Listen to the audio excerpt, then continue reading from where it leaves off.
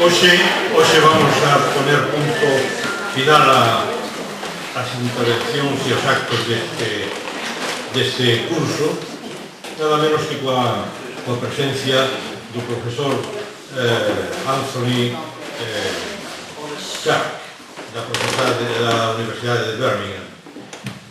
Antes de que teña a palabra o profesor González Ferrán, que vai ser o encargado de presentar o noso convidado de hoxe, imos facer unha brevísima memoria daqueles nomes, daquelas persoas que pasaron por aquí, ofrecéndonos os seus conhecementos e as súas opinións ao longo de todo este, chamémosle entre comillas, este curso. Facendo unha breve síntesis, por tanto, do percorrido vivido neste curso, agora cabe salientar a presencia de ilustres personalidades como María Emilia Casas, así vamos recordando todos, Darío Villanueva, Luis Arbella, Najín Sabal, Anxo Guerreiro, Ezequiel Méndez, Alfonso Rey, César Antonio Molina, Ramón Nicolás, o doutor Juan Atei, Joan Colón, Naval, Fabio Gándara, Adrola Marco, Mercedes Rozas, Mirta Yáñez, Peregrina Quintera, Tucho Calvo, Carlos Taibo, Francisco Díaz Fierros, entre outros, ofrecéndonos unhas conferencias que realmente se poden clasificar de magistrais.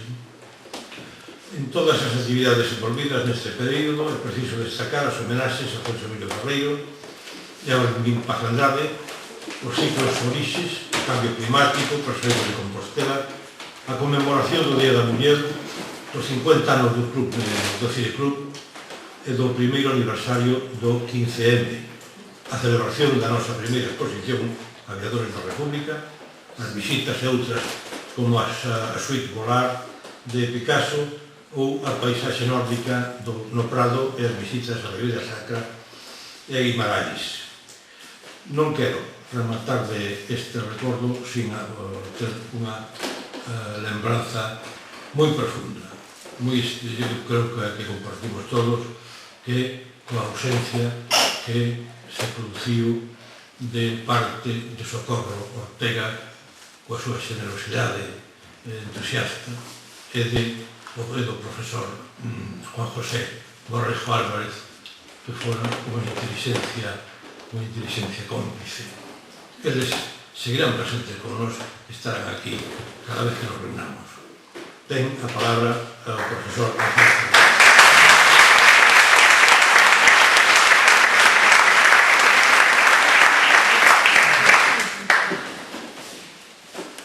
Ben, queridos amigos ateneístas, é unha honra para min presentar esta última sesión do curso académico 2011-2012 do Ateneo de Santiago. Comezamos o pasado 3 de outubro coa conferencia da suiza María Emilia Casas, expresidenta do Tribunal Constitucional, e pechámoslo hoxe con o noso homenaxe a Charles Dickens nos 200 anos do seu nacemento.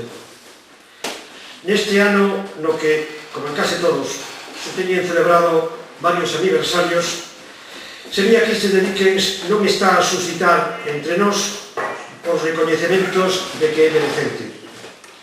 E non só polas moitas fermosas e emotivas historias que nos ten proporcionado coa súa fértil imaginación e que coñecemos a través do libro ou da pantalla, senón tamén pola grande influenza que exerceu en algúns novelistas españois do século XIX, como Pérez Galdós. Para falarnos hoxe de Dickens, temos a fortuna de contar co prestixioso hispanista británico Dr. Anthony Clark, Senior Honorario Research Fellow, algo así como investigador emérito da Universidade de Birmingham. Por unha feliz casualidade, o profesor Clark, amigo meu dende hai 30 anos, produciu a pasada semana unha conferencia sobre o autor de Oliver Twist na Fraterna Universidade do Miño, en Braga, invitado polo seu Departamento de Estudios Ingleses. De modo que, aproveitando esa proximidade, e abusando da nosa bella amizade que tamén comparte o profesor Eulogio Rival, a sección de Arte, Educación e Cultura do Ateneo de Santiago convidou o profesor Clark para que o seu regreso de Braga, camiño de Santander, nos falase de Charles Dickens en Santiago. Unha cidade que Clark coñece ben, polas moitas veces que xa estivo na nosa universidade, invitado polo Departamento de Literatura Española para pronunciar conferencias, intervir en cursos e seminarios, formar parte de tribunais de teses. Nunca é doado presentar a un profesor de tan dilatada carreira e moi recoñecido prestixio entre os hispanistas estranxeiros especializados na literatura española do século XIX, porque hai que resumir un longo currículum de publicacións, conferencias, investigacións sobre Pereda, Galdós, Padonzán, Menéndez Pelayo, os viaxeros británicos por España.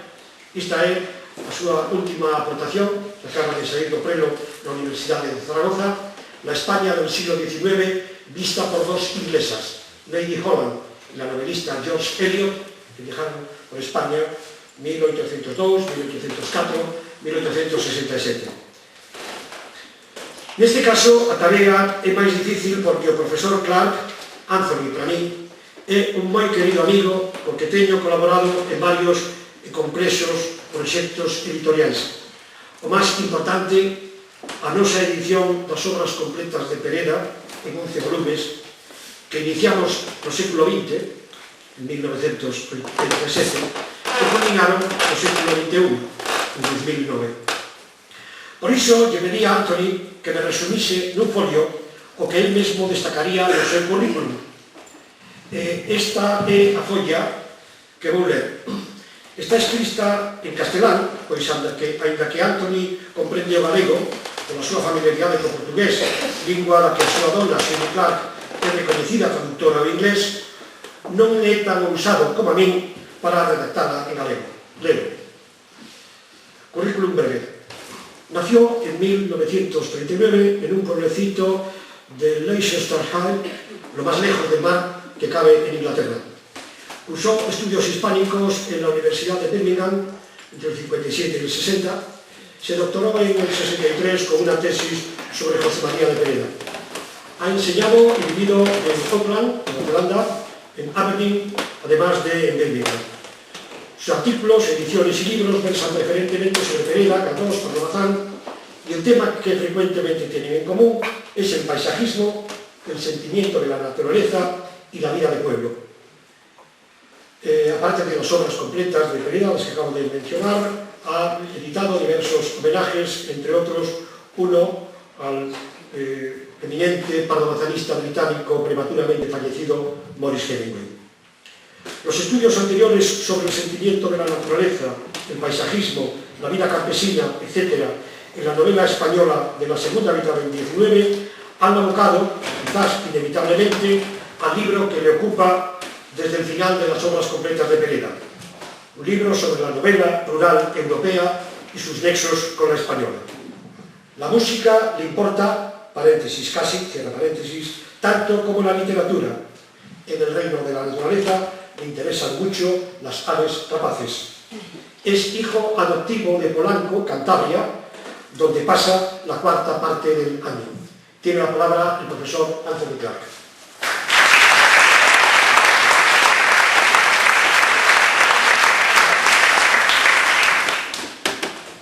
Muchísimas gracias.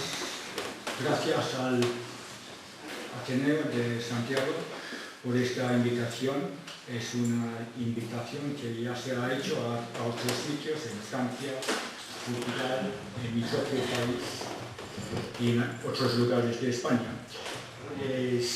La verdad es que estoy pasando este año muy a gusto en dar estas conferencias sobre Dickens, aparte de otras cosas.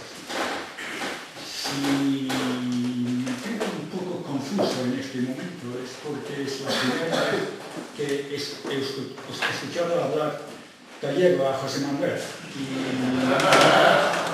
me ha dejado patidifuso casi.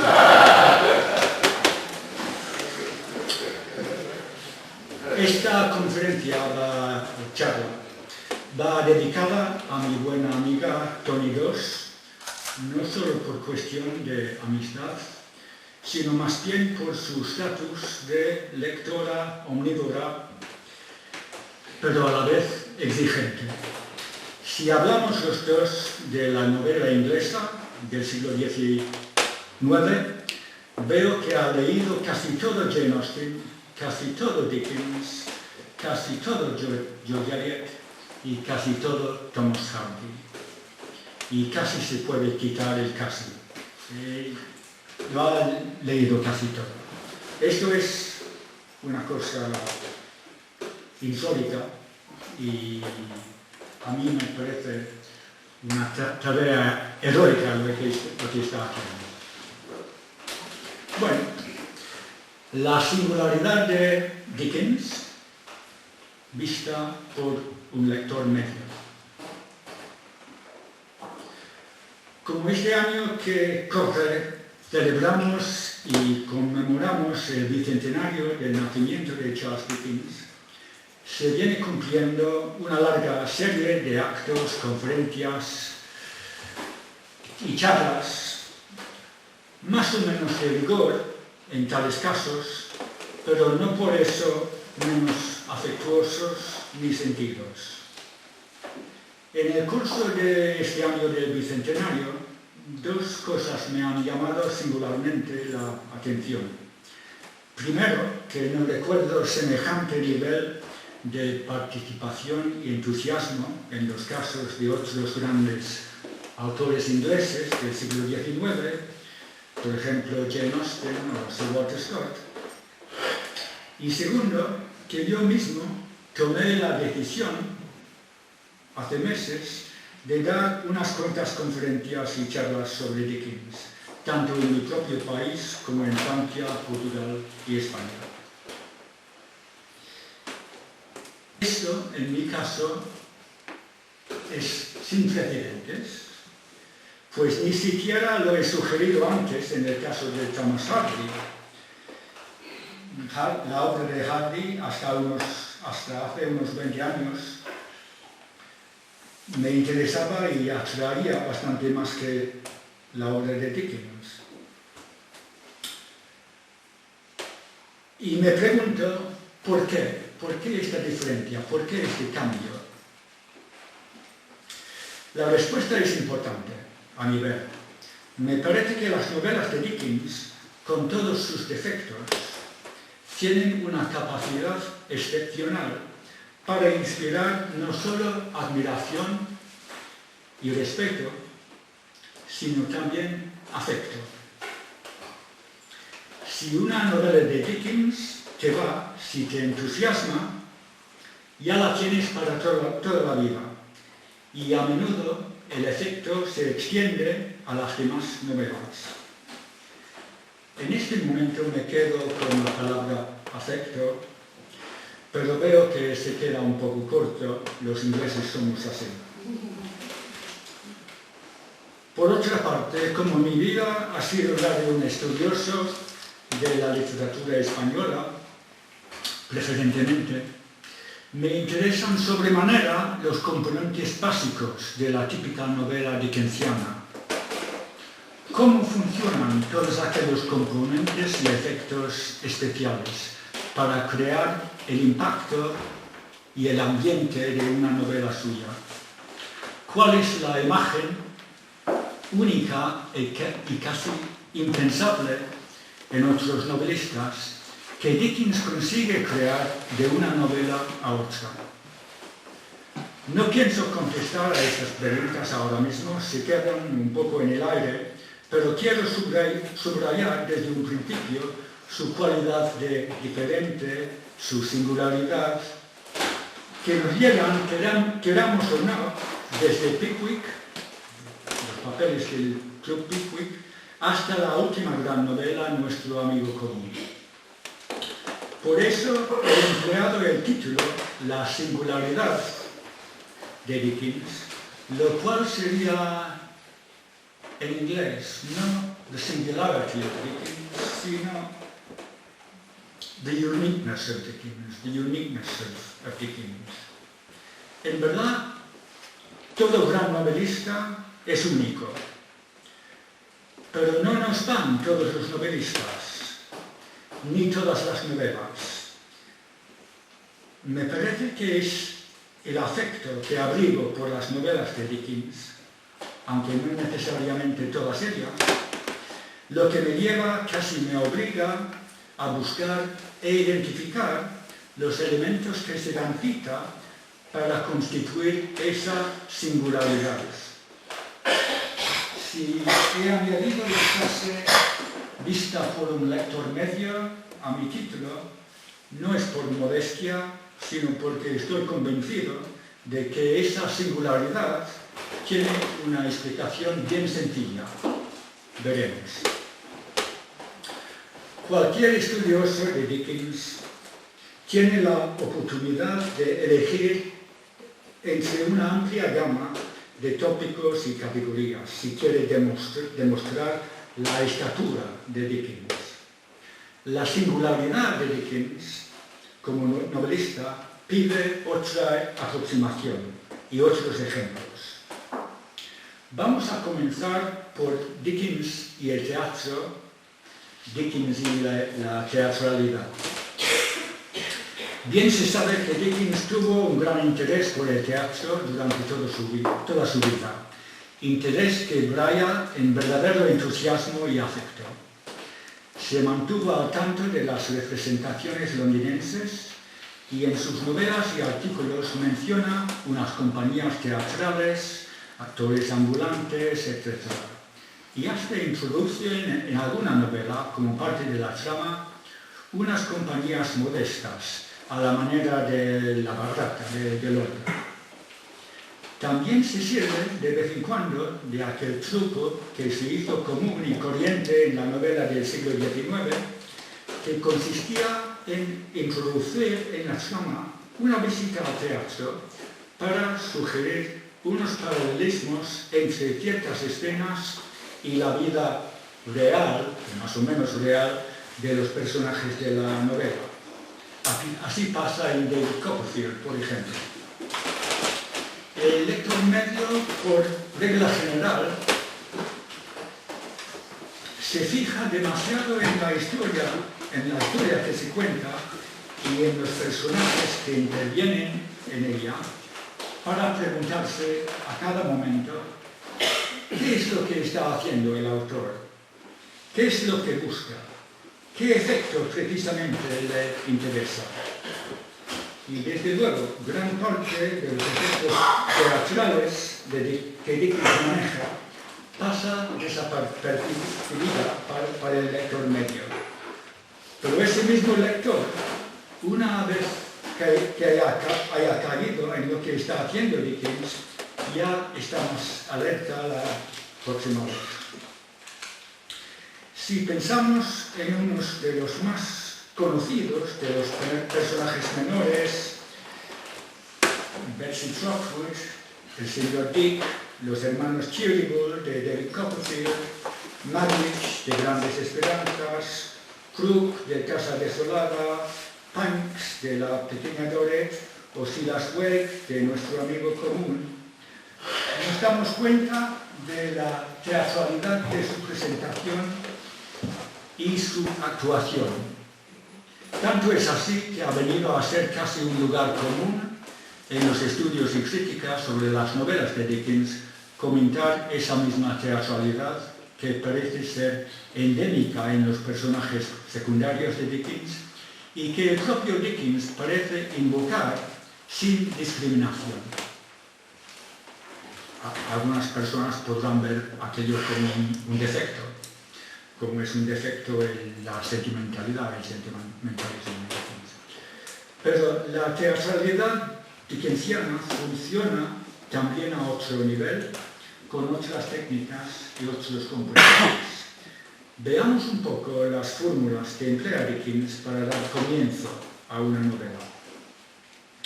Sabemos que los novelistas más reputados del siglo XIX y sobre todo de su segunda mitad, favorecían los principios llamativos. Pensamos en Llámame Ismael, de La ballena blanca, de Herman Melville, pensamos en el Yo no existo, de El amigo manso, de Galdós, y unos ejemplos igualmente sorprendentes o espectaculares en las novelas de Jane Austen, muchos años antes. Por ejemplo, el principio de Orgullo y Prejuicio. Dickens suele escribir otras armas en este sentido y a menudo recurre a esa teatralidad que hemos señalado. Sus métodos son sencillísimos. O satura al lector en una atmósfera agobiante y deprimente, por ejemplo, Casa desolada, La pequeña Dorrit o Nuestro amigo común, o monta una serie de oposiciones, tal como ocurre en Historia de dos ciudades. Y cito: no ha habido tiempos mejores, no ha habido tiempos peores. Fueron años de buen sentido, fueron años de locura. Una época de fe, una época de incredulidad. Lapso de luz, lapso de tinieblas. Primavera de esperanza, invierno de desesperación. Lo teníamos todo ante nosotros, no había nada ante nosotros. Todos íbamos derechos al cielo, todos marchábamos en sentido contrario. Como se ve, Dickens se recrea en machacar un efecto esencialmente teatral, pues casi oímos la voz que pronuncia aquellas palabras y que somete al lector al mismo terror y a las mismas dudas que pasan los personajes de la novela. Cabe decir otro tanto del primer párrafo de Tiempos difíciles, Hard Times. Habla el Domine Gradgrind, y cito: pues bien, lo que yo quiero son realidades. No les enseñéis a estos muchachos otra cosa que realidades. No les enseñéis, no planteéis otra cosa y arrancad de ahí todo lo demás. En verdad, casi huelga decir que el paso del texto al teatro o al cine resulta muy fácil, pues Dickens lo concibe así. No sé si vuestro inglés os permite apreciar el papel y el sentido del nombre del Domine Gradgrind. Grad podría ser varias cosas distintas, pero me parece que grad, lo más fácil es pensar en grade. Grade entra en los colegios, también en las universidades, grado o nivel, digamos. Y grind es moler, así que ya se ve el sentido del nombre. El comienzo de Nuestro amigo común, con sus raíces teatrales que casi se palpan, ocupa no solo el primer párrafo, ocupa todo el capítulo. Y es una escena de mano maestra. Dickens no solo consigue crear un contexto y un ambiente cuya presencia, a la vez fatídica y vivificadora, impregna la novela toda, el río Támesis y las aves rapaces humanas que viven de su tributo de cadáveres, sino que también logra presentar al lector tres personajes cuya historia recorre toda la novela. Voy a decir de paso que la presencia del río Támesis y dos barcas dificulta un poco la transferencia al teatro, pero la teatralidad de la escena se nota en todo momento y, sin embargo, el efecto total de aquel primer capítulo recuerda los prólogos que se estilaban en piezas de teatro muy anteriores, del siglo XVII y XVIII, por ejemplo. Hablar de la teatralidad de las novelas de Dickens nos lleva de la mano al tema de las ilustraciones que acompañan las novelas y para que se vean después de mi conferencia y cuando hayan acabado las preguntas, si hay preguntas, he puesto aquí unas reproducciones de las portadas de alguna novela, también la portada que se utilizaba en algunas partes o entregas. Y también he puesto unas primeras ediciones para que se vean. Creo que hace falta conocer las ilustraciones y las propias novelas para apreciar la relación generalizada que guardan con este mismo sentido de teatralidad que venimos comentando. Pero de momento tendréis que aceptarlo bajo palabra mía. Bueno, vamos a las ilustraciones.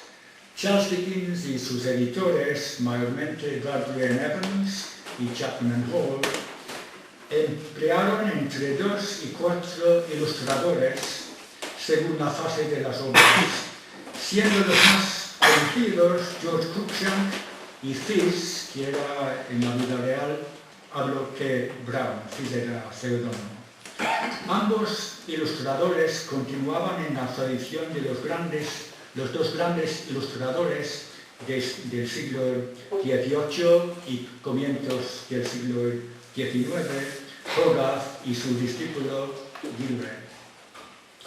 No sería exagerado afirmar que el papel de los ilustradores de las obras de Dickens ha proporcionado materia para una porción de estudios y libros, pero no siempre se ha enfocado de una manera convincente la relación entre las ilustraciones y los fines artísticos y creativos del propio autor. Es el caso que Dickens, junto con sus editores, propiciaban en lo posible el papel auxiliar de las ilustraciones. En muy pocos años, el equipo variable de Dickens, junto con sus editores,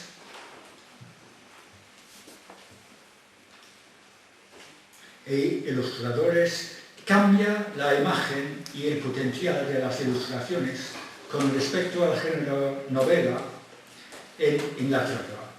Los grabados, casi siempre en blanco y negro, no se contemplan ya como algo que figura como parte del conjunto, pero que tiene un papel y significado artístico separados, sino como una parte intrínseca de la lectura.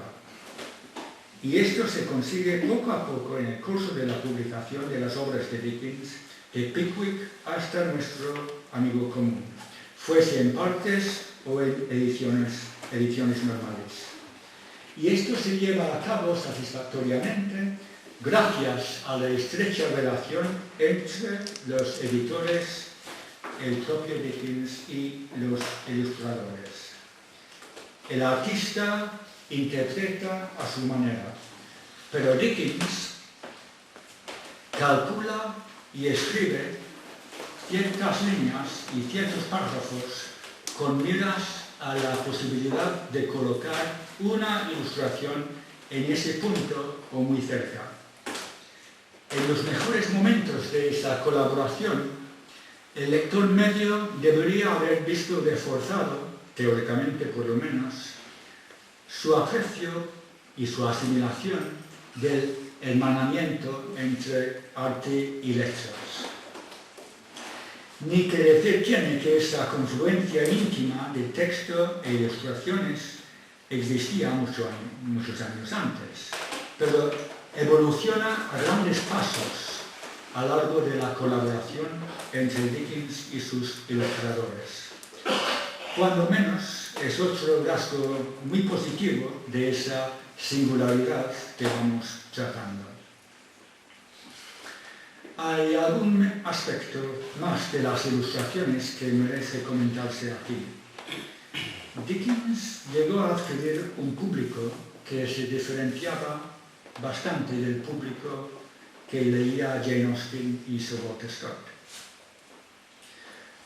Con la publicación en partes por entregas y a la vez con ilustraciones, comenzó a reunir a otros lectores, a veces malamente o medianamente equipados para leer novelas de la estatura de las de Dickens.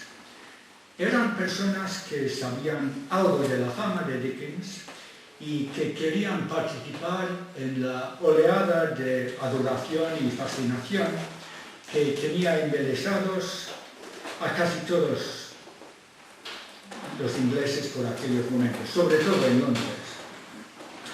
Compraban o pedían prestadas las partes o entregas y que se quedaban satisfechas con leer el mensaje de las ilustraciones, pues en muchos casos no acertaban a leer lo que se llama leer el texto. Si esto os parece una fantasía mía, hacedme el favor de traer al recuerdo aquellos libros y tebeos juveniles de hace 60 años o más. Venían profusamente ilustrados y traían dos tipos o niveles de texto. Unas palabras sencillo, en globo, y otras palabras más exigentes a pie de las ilustraciones. Y cada lector leía o asimilaba lo que más le convenía. Así pasaba con buena parte del público que compraba por partes las novelas de Dickens. No se me alcanza el porcentaje de analfabetismo que privaba en el Londres de 1865, año de la publicación de la primera edición de Nuestro Amigo Común. Y bueno, las se han publicado el año anterior. Pero sospecho que nos sorprendería aquel nivel de analfabetismo. Además, sé bien que hay referencias en las novelas de Dickens que indican la gravedad del problema. Curiosamente, en esta misma novela, la última de Dickens, Nuestro Amigo Común, cuyo prestigio entre los estudiosos crece cada año, encontramos uno de aquellos personajes secundarios creados de mano maestra que abundan en las novelas de Dickens y cuyo papel bien pudiera representar un comentario velado sobre el analfabetismo en aquellos tiempos. El caso es complicado y largo de explicar para nuestros propósitos aquí y el tiempo que tenemos, y voy a cortar por lo sano. El personaje aludido, Silas Wegg, se llama, es una de las creaciones más inspiradas de Dickens, y su relación con el señor Boffin tiene evidentes raíces cervantinas. El señor Boffin es una persona buena, generosa, que ha heredado por los azares de la fortuna un caudal apreciable. Vive cómodamente en Boffin's Bower, no lo voy a traducir, es la casa, Boffin's Bower, con su mujer, también muy buena, honrada y leal.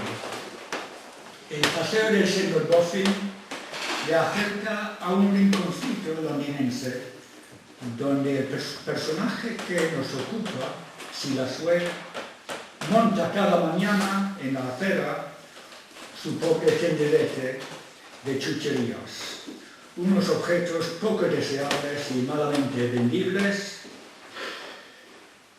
Bueno, ya se ve el pequeño cuadro. Dickens no emplea la frase los papeles rotos de la calle, pero es casi como si estuviesen allí. Silas y el señor Boffin llegan a trabar una amistad algo sospechosa e improbable, y en el curso de cientos de páginas entablan una relación de cierta confianza, al parecer. Pero Silas es mañoso, deshonesto y siempre intenta sacar tajada cuando se presenta la oportunidad. el señor Boffin quiere mejorarse culturalmente. Y así las cosas,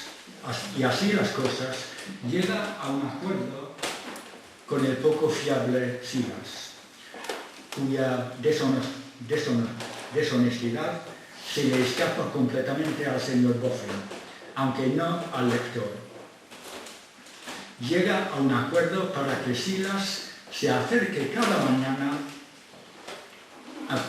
cada semana a Boffin's Bower, ostensiblemente para leer al señor Boffin. Ahora empiezan en serio las artimañas de Silas y se acentúan también los ecos cervantinos. El muy taimado de Silas ve que llega el momento crítico. En Boffin's Bower el libro escasea. Si existen algunos en los estantes, no es para que se lean, sino para que se vean, como prenda de la cultura. Entre los librotes que Boffin ha logrado reunir al azar, buscando mejorarse, figura la magna obra de Gibbon, La decadencia y la caída del Imperio Romano. La cosa está decidida. Silas va a leer en voz alta todo Gibbon, de cabo a rabo, al señor Boffin, en nombre de la cultura. Las posibilidades humorísticas son casi infinitas y Dickens se aprovecha al máximo, haciendo que la propia lectura se aplace una porción de veces hasta que Silas esté en vena y haya probado, mejor dicho, zampado, las varias delicadezas que Mrs. Boffin ha traído a la sala. Ahora asoma Cervantes y los cervantinos. Silas apenas sabe leer. Pasan semanas y meses y Silas sigue inventando pretextos de lo más absurdos para aplazar el comienzo de la lectura. Y a todo esto, el pobre e inocente señor Boffin apenas lo nota cuando la lectura no se pone en marcha. Y hasta le acosa a Silas con unas preguntas extravagantes sobre los romanos. Silas se las compone para dar unas concepciones absurdas, pero el bueno del señor Boffin no sospecha nada, pues sigue buscando ciegamente la cultura. Ya advertí que esto era largo de explicar. Aparte del delicioso humorismo y la gracia y habilidad que demuestra Dickens al inventar fórmulas para prolongar la situación, y aparte de las consabidas prestaciones cervantinas, toda la secuencia, en varios capítulos, comporta una dura crítica social, por velada que sea. Si la trampa de Silas le permite salirse con la suya, si se las arregla para leer las páginas de Gibbon al señor Boffin a su manera, y si sortea hábilmente las preguntas del ingenuo Boffin, esto no quita valor al mensaje implícito. Boffin o no lee o no quiere leer porque es una persona de vida acomodada y quiere que se le lea. Silas o no lee o lee malamente. Entonces, no se puede esquivar la conclusión de que Dickens se está arremetiendo veladamente contra el analfabetismo, sea total o parcial. Si Charles Dickens, el gran reformista social y cultural, demuestra semejante consciencia del analfabetismo en 1865, cuando sale a la calle nuestro amigo común, ¿cómo es posible que no se diese cuenta de ese mismo problema del analfabetismo al acordar con sus editores y sus ilustradores la fórmula muy deliberada de la publicación por partes? Como dije, la publicación por partes o por entregas está pensada,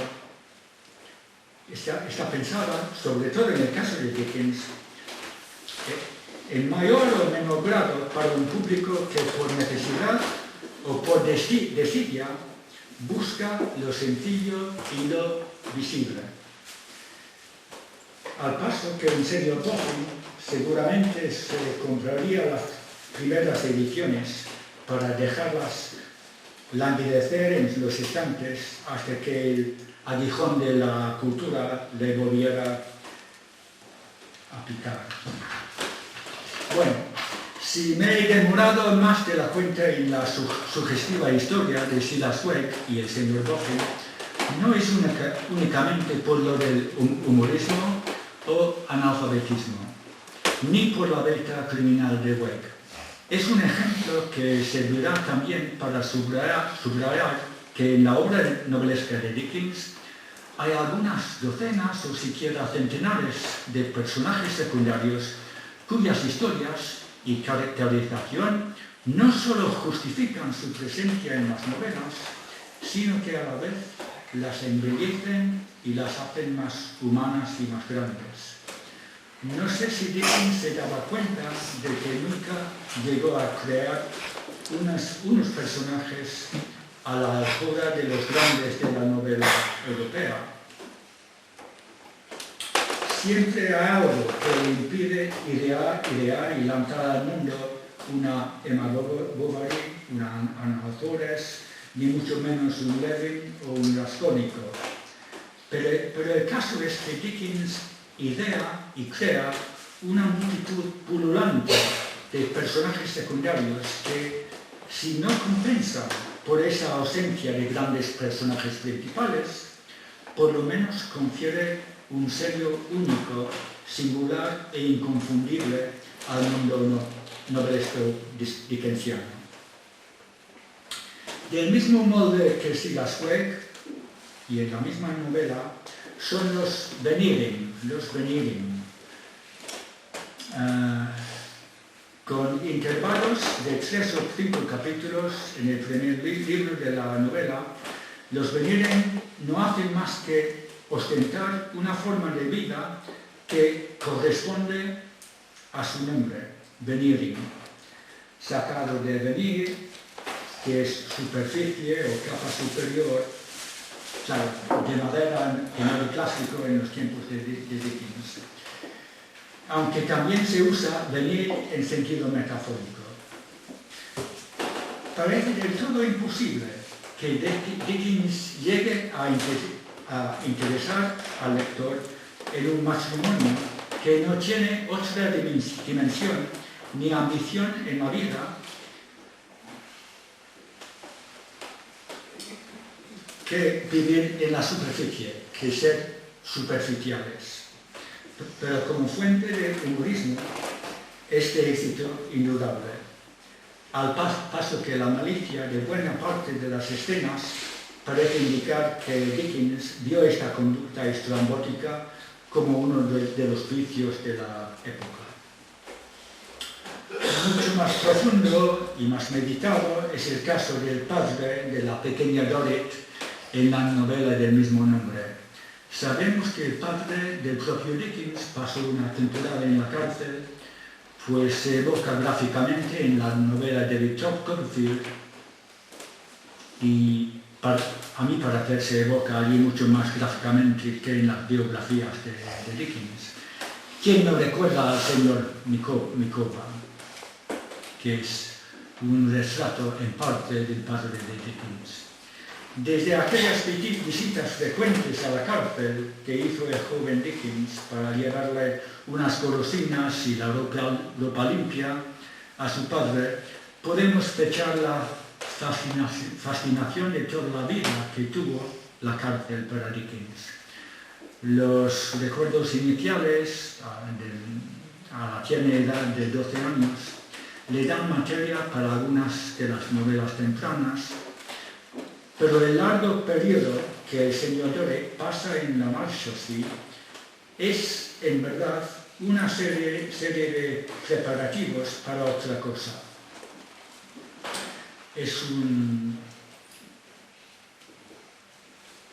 una preparación para lo que vendrá después.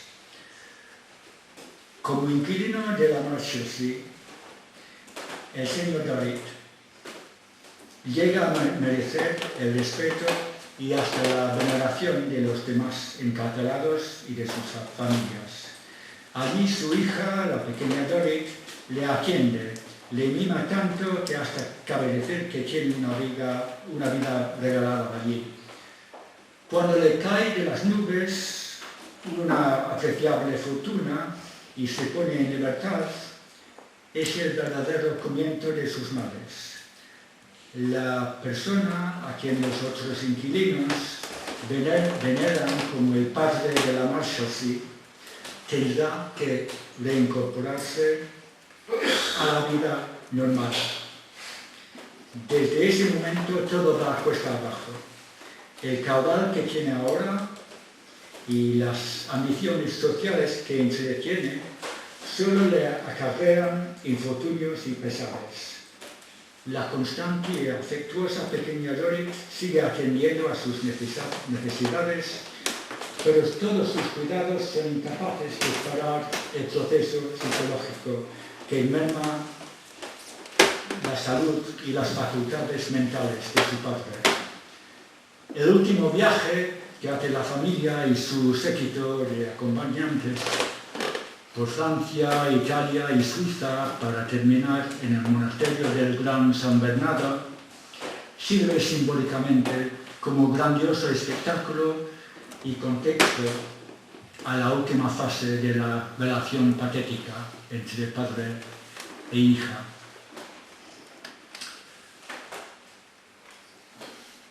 Un libro que hizo época cuando se publicó en 1960, Dickens and Crime, o sea, Dickens y el crimen, Dickens y la criminalidad, reúne la totalidad de la información asequible sobre Dickens y el crimen, tanto en las novelas como en su propia vida. En la pequeña Dorrit, que vamos hablando, queda patente que Dickens ha pasado más allá de sus familiares cuadros de la vida de cárcel, a la manera de los cuadros de un Hogarth, para atreverse con el tema mucho más exigente y complicado de la vida después de la cárcel. Para el pobre del señor Dorrit, la vida normal se ha quedado atrás en la cárcel, pero el lector se queda con la pregunta: ¿cuál es la normalidad? Y con esto vuelvo a Cervantes. Buena parte de la singularidad de Dickens como novelista y seguramente el aspecto de su obra que le coloca aparte de los otros novelistas de su tiempo, en mi país por lo menos, es lo que le viene de Cervantes. Desde la relación entre el señor Pickwick y Samuela y sus viajes y aventuras por la Inglaterra de 1830 y antes, hasta el caso interesantísimo de Silas Wegg y Mr. Boffin en Nuestro Amigo Común, y un sinfín de otros ejemplos intermedios que no se han podido incluir aquí por razones obvias. Pues bien, no creo equivocarme al declarar que los dos novelistas que tuvieron más influencia en aquella generación maravillosa de novelistas y cuentistas rusos de la segunda mitad del siglo XIX, un poco antes, Gogol, Turgenev, Tolstoy y Dostoyevsky, han sido precisamente Cervantes y Dickens. Por algo será, y me parece que la singularidad compartida por Cervantes y Dickens bien pudiera ser un factor importante en esa influencia. Pero esto es otra historia. Muchísimas gracias.